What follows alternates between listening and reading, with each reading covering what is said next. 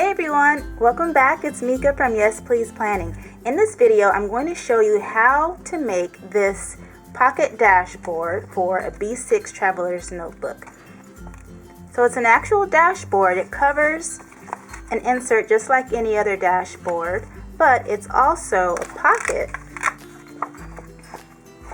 for you to put your little traveler's notebook and planning goodies in here. I'm going to show you a really simple version, and then I'll kind of make it a little bit more complex as we go on. What I'm not going to do is the decorative aspect. I'll leave the decor up to you. So let's get started. The basic tools you'll need are glue, liquid glue or wet glue, and scissors. If you have access to them, a scoring board and bone folder or some kind of tool to help you score the folds will be useful.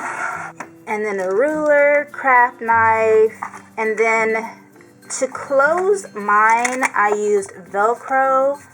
I think it's called hook and loop tape, but Velcro is the brand name. I think you can find it in the sewing section of most craft stores. Let's look at a basic B6 dashboard. Without all the frills, it's just your 5x7 insert covered with a front and back. So for this pocket clutch envelope, it is, you have your basic, the back, and then all of the front makes the actual pocket part. So we're going to construct this in two pieces. For the purpose of this video, I'm calling A this pocket here, which wraps around to the back. That's the back of the cover. And I'm calling B the fold over part, which makes the front of the dashboard. So you have two 8.5 by 11-inch papers. You're doing the exact same thing. You're trimming at 7 1/8 and discarding this part. And you're getting 5 1/8, so that's the back of your dashboard. And then that's the front of the pocket. And then it's the same 5 1/8. And this folded part here is the fold over part.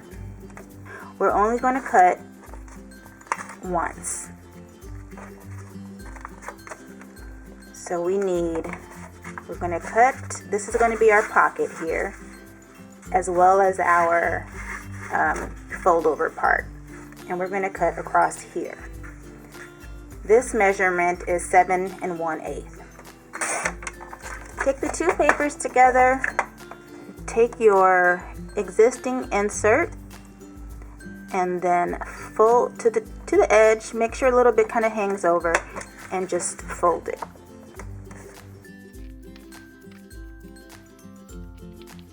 This is about 5 1/8 inches. So we have A and B. They are identical pieces,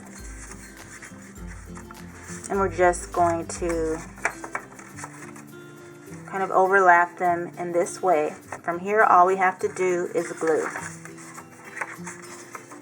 So since this is your pocket, you're going to add, and I'm choosing to use wet glue. If you have a tape runner, a very strong tape runner, then that might be an option. I'm using liquid or wet glue here because it tends to have a stronger hold for something that you're going to be manipulating a lot. So we have glue on the top and bottom of the pocket and the edge of the B paper.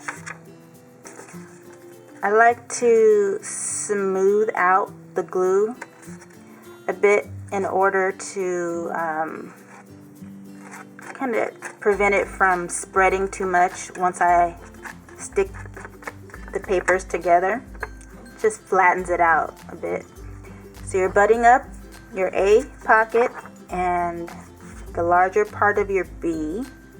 Really try to line those up as closely as you can.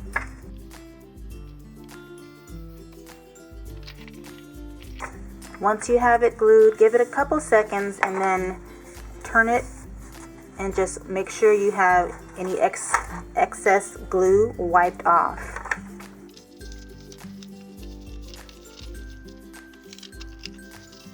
I'm just here kind of getting in here to make sure I can get all the way down to the bottom, making sure there's no glue stuck in there.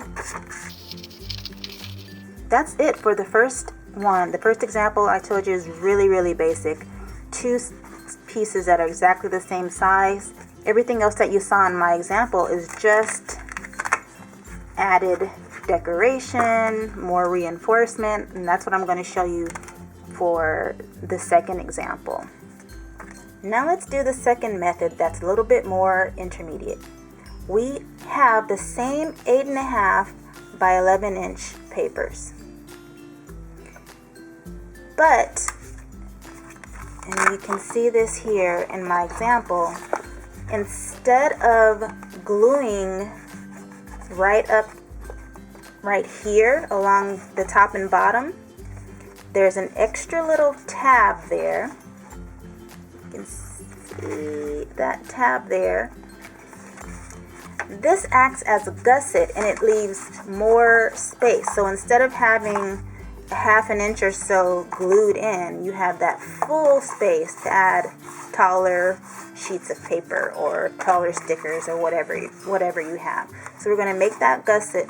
We're also going to fold over, and see it's just this kind of more flimsy end. Even with cardstock, it's still a little flimsy, but for the second one, we're going to be folding it over to make it a little more sturdy.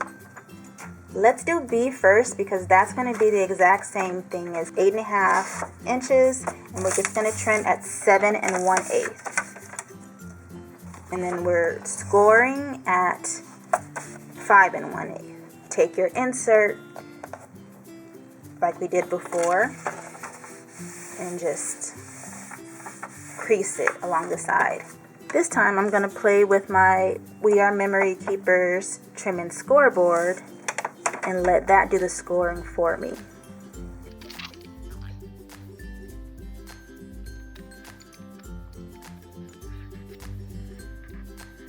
So using my trim and scoreboard, it gives me a nice crisp score to fold easily.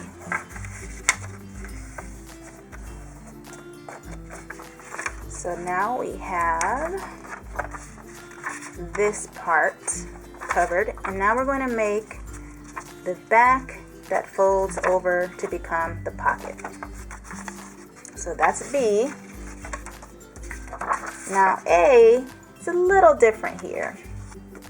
For A, we can still use this 8.5 here to make it to make this part easier, but instead of 7 1/8, we're going to cut it to 8 1/8.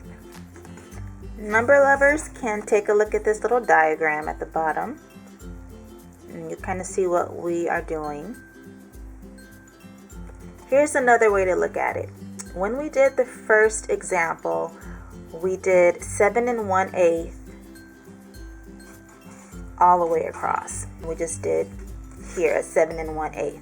But now we want tabs, so we're going to add some extra at the top and bottom to give us 8 1/8. I am going to eyeball it. There's about a 1/2 inch, because it really doesn't matter how wide this tab is. So it's there to the edge.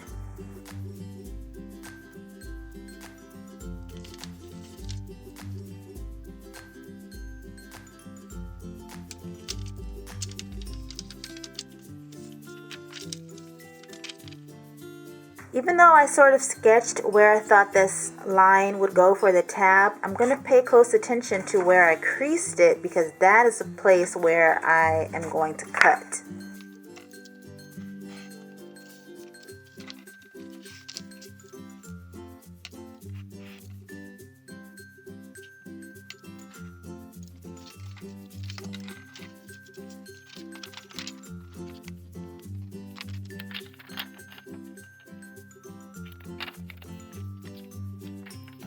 Now that we have our A piece trimmed down, before you actually fold in the tabs, take your B piece now, match it up,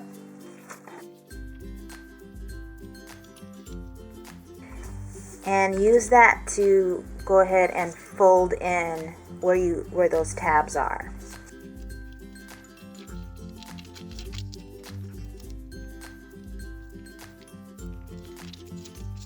Essentially what we're doing right now is we're trying to make sure that the tabs, once we have them folded, that this height matches up to this height.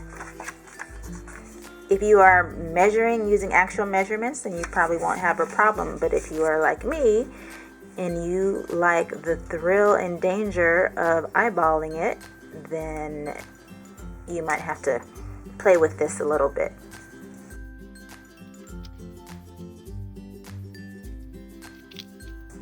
That's good enough. And then from here, you glue the same way. Oh, one thing here, this tab, if you want to get spiffy, you can go ahead and cut a little triangle off there. Maybe a little bit there.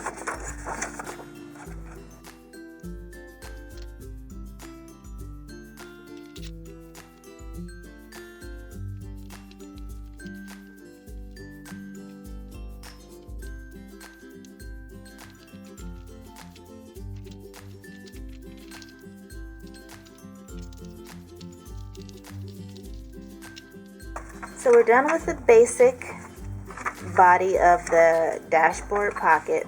And what we're going to do here, so we have about, let's see, about 1.5 inches overlap here.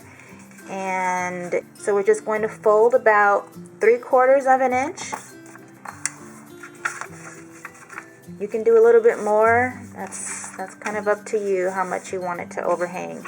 But folding it over like this will just make it a little bit more sturdy, especially if you plan to use the Velcro. It gives it something stronger to pull at versus a thinner layer of paper.